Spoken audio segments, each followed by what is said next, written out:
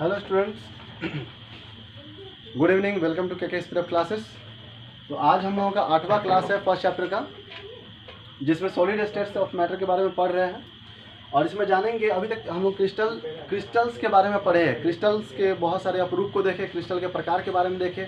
आज हम लोग जानेंगे क्रिस्टल्स के दोष के बारे में। क्रिस्टल में भी कुछ दोष होते हैं, जैसे कि ठोस के अपूर्णता या क्रिस्टलीय दोष, जिसे हम इंग्लिश में इनपरफेक्शन इन सॉलिड या क्रिस्टल डिफेक्ट कहते हैं। और इसमें ठोस के अवयवी कणों की व्यवस्था में अनियमितताओं को क्रिस्टल दोष कहा जाता है। याद रखिएगा, क्रिस्टल दोष किसे कहेंगे? तो ठोस के अवयवी कणों की व्यवस्था में अगर अनियमितता आ रही है, मतलब सेटिंग में गड़बड़ आ रहा है, ठीक है, तो उसी को हम क्रिस्टलीय दोष कहेंगे। क्रिस्टलीय दोष मुख्यतः दो ही प्रकार का होता है। क्रिस्टलीय दोष मुख्यतः दो प्रकार के होते हैं। पहला होता है लाइन डिफेक्ट, दूसरा होता है पॉइंट डिफेक्ट। अब लाइन डिफेक्ट को साधारण से कह सकते हैं, अगर सरल रेखीय में अगर कहीं गड़बड़ हो रहा है, कहीं लाइन में त्रुटि आ रही है, तो हम लाइन डिफेक्ट कहेंगे। जैसे देखिए, सरल डिफेक्ट के बारे में, सरल डिफेक्ट जो है उसका कोई प्रकार नहीं होता, उसका बस एक लाइन में याद कर लीजिएगा कि जालक बिंदुओं के पूर्ण वर्ग की आदर्श व्यवस्था में अगर किसी भी प्रकार की विचलन को रेखीय दोष कहते हैं। मतलब किसी भी प्रकार की अगर किसी भी प्रकार की विचलन आ रही है, यानी कि वो रेखीय दोष कहलाएगी। दूसरा जो है वो पॉइंट डिफेक्ट। ये पॉइंट डिफेक्ट के बारे में बहुत ही लंबा डिफिनेशन चलने जा रहा है, ठीक है। पॉइंट डिफेक्ट जिसे हम लोग बोलते हैं बिंदु दोष। एक क्रिस्टल में एक बिंदु या एक परमाणु के चारों ओर किसी भी प्रकार के अगर विचलन उत्पन्न होता है तो वो बिंदु दोष कहलाता है। मतलब एक क्रिस्टल के एक बिंदु, मतलब किसी एक क्रिस्टल का एक बिंदु, मतलब एक मॉलिक्यूल अगर लिया जा रहा है, एक पार्टिकल लिया जा रहा है, या एक परमाणु के चारों ओर किसी भी प्रकार के विचलन अगर उत्पन्न होता है तो वही बिंदु दोष कहलाता है। अब जैसे बिंदु दोष के बारे में बताया गया, तो बिंदु दोष के मुख्यतः 3 प्रकार होते हैं। सिर्फ आज पहला प्रकार के बारे में ही हर चीज जानेंगे। आज सिर्फ और सिर्फ पहला प्रकार के बारे में ही जानेंगे। तो क्रिस्टल के तो पहला का नाम है, जैसे कि तीन है, लेकिन तीनों का नाम हमें नहीं लिखा गया है। फर्स्ट जो है पॉइंट डिफेक्ट का पहला प्रकार है, जिसका नाम है स्टाइकियोमेट्री डिफेक्ट। पहला का नाम क्या है? Stoichiometry defect. अब स्टाइकियोमेट्री डिफेक्ट क्या है? तो क्रिस्टल के धनायन या ऋणायन का अनुपात रासायनिक सूत्र के अनुरूप होता है। मतलब हमेशा याद रखिएगा कि कोई भी क्रिस्टल है, उसका धनायन या ऋणायन का अनुपात रासायनिक सूत्र के अनुरूप होता है। यह लाइन है। अब ये 2 प्रकार की होती है। अब स्टाइकियोमेट्री डिफेक्ट जो है वो कितने प्रकार की होती है? 2 प्रकार की। और इन 2 प्रकार में ही उसके प्रकार फिर दूसरा का 2 प्रकार हो जाएगा। जैसे पहला में आ गया रिक्तिका दोष। रिक्तिका दोष में जिसको वैकेंसी डिफेक्ट कहते हैं, जिसमें एक या एक से अधिक बिंदु रिक्त होते हैं। मतलब एक या एक से अधिक अगर बिंदु खाली है तो वो हमारा किस में आ जाएगा? तो वैकेंसी डिफेक्ट में आ जाएगा। वैकेंसी डिफेक्ट में दिख रहा है, यहाँ पर आपको खाली दिख रहा होगा, एक चार चार का पैटर्न बना हुआ जिसमें एक खाली है। जैसे 1 लैटिस साइट या पॉइंट, 1 लैटिस बोलिए, 1 साइट बोलिए, 1 पॉइंट बोलिए, ये इसमें एक खाली होता है, यानी वेकेंट होता है। और इसी खाली की वजह से वैकेंसी डिफेक्ट बनता है, यानी कि रिक्तिका दोष बनता है। अब ये रिक्तिका दोष के आगे, इसी में कुछ आगे बढ़ते हैं। जैसे इस प्रकार के दोष में क्रिस्टल का घनत्व घट जाता है। याद रखिएगा, जब भी रिक्तिका दोष आएगा तो इसमें क्रिस्टल का घनत्व घटेगा, यानी कि F बराबर होता है mv। F बराबर क्या हो जाएगा?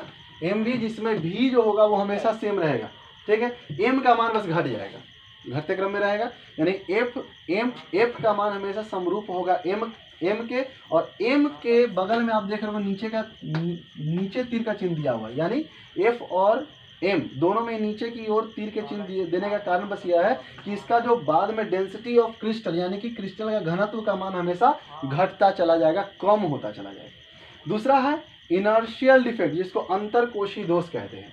ये अंतरकोशी दोष में क्या है? वैसा दोष जिसमें अवयवी कण अंतरकाशी स्थान में उपस्थित होता है। मतलब जहाँ खाली स्थान था पहले से, अगर वहाँ भर जा रहा है, वहाँ अगर पार्टिकल भर रहा है, यानी कि वही भरा हुआ भाग हमारा अंतरकोशी दोष कहलाएगा। ये अंतरकोशी दोष में भी वही चीज लिखा हुआ है। F जो होगा इसमें भी समरूप होगा m का, F समरूप है m का। बस v का मान दोनों में जो था उसमें जो सेम था, इसमें भी सेम ही रहेगा। बस m का मान एक में घट रहा था तो एक में क्या हो जाएगा? बढ़ेगा, ठीक है। अब m का मान यहाँ देख रहे होंगे आप कि m के बगल में तीर का चिन्ह तो दिया हुआ है F और m, एफ और एम दोनों के बगल में, लेकिन एफ के बगल में जो तीर का चिन्ह दिया हुआ है या एम के बगल में जो तीर का चिन्ह दिया वो ऊपर की तरफ है। इसका मतलब क्या है कि डेंसिटी ऑफ क्रिस्टल यानी क्रिस्टल का घनत्व जो होगा वो बढ़ेगा, लिखा हुआ इंक्रीजेज यानी कि बढ़ता है। आगे, यह दोष नॉन आयनिक ठोस में उत्पन्न होता है। याद रखिएगा हमेशा यह दोष किस में उत्पन्न होगा, तो नॉन आयनिक ठोस में ही उत्पन्न होगा, इसके अलावा और कहीं भी उत्पन्न नहीं होगा। अब जानते हैं, आपको हम बताया तुरंत थोड़ा देर पहले कि स्टैटिकल दोष स्टैकियोमेट्री दोष के 2 प्रकार और ये दूसरा का भी 2 प्रकार होता है। जैसे ये दूसरा कौन हो गया, तो इनर्शियल डिफेक्ट, जिसको अंतरकोशीय दोष बोलते हैं। अंतरकोशीय दोष का 2 प्रकार है, जिसको सबसे यहाँ लिख दिया गया है आयनिक सॉलिड यानी कि आयनिक ठोस 2 प्रकार का होता है। पहला होता है फ्रैंकल डिफेक्ट, जिसको हम फ्रैंकल दोष के नाम से जानते हैं। दूसरा होता है शॉटकी डिफेक्ट, जिसे शॉटकी दोष के नाम से जाना जाता है। ये दोनों के बारे में थोड़ा सा पॉइंट लिख दिया गया, 4 पॉइंट, इसको याद कर लीजिएगा अच्छा से। पहला बताते हैं फ्रैंकल दोष में क्या लिखा हुआ है, इस दोष को विस्थापन दोष के भी नाम से जाना जाता है। दूसरा है, इस दोष में क्रिस्टल के घनत्व पर कोई प्रभाव नहीं पड़ता है। इस दोष में क्या होगा, फ्रैंकल डिफेक्ट मतलब फ्रैंकल दोष में क्रिस्टल के घनत्व पर कोई भी प्रभाव नहीं होगा। इसमें दोनों प्रकार के दोष होते हैं, यानी कि इसमें दोनों प्रकार का बोलने का मतलब क्या है, इनर्शियल डिफेक्ट भी देखने को मिलेगा और साथ में स्टैकियोमेट्री डिफेक्ट भी देखने को मिलेगा।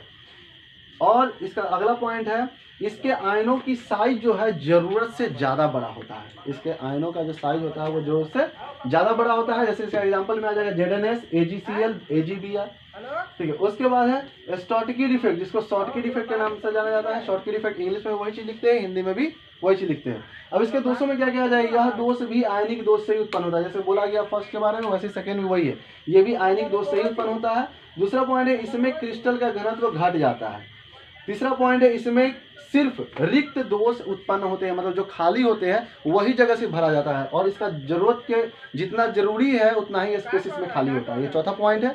इसका भी एग्जांपल हो गया NaCl, KCl, CaCl और AgBr।